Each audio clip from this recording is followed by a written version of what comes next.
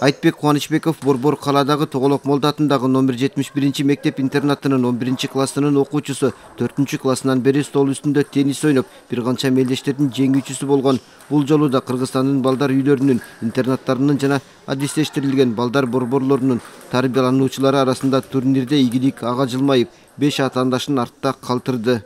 Башында чын айтканда жаккан эмес стол тенниси.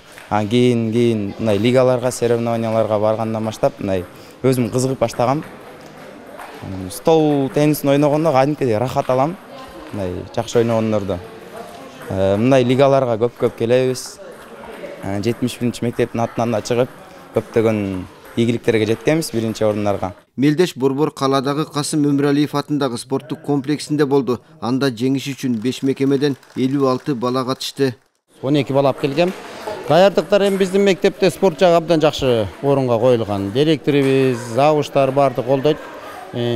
Настольный теннис менен 10 жылдан бери заниматься этебиз. Мен ошол кружокто алып барам.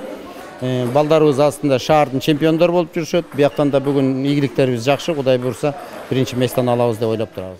Турнир 2 категория менен өттү. 7ден 11 жана 12ден 17 жаштар арасында болду. Соревнования проводятся среди школ и интернатов. Мелдеш мектеп-интернатында окуган балдар арасында болуп жатат. 2017 жылдан бери өтүп келет. Пандемиядан улам токтоп калган. Азыр кайра улантып жатабыз. Быйыл 30 бала, 26 кыз катышып жатат.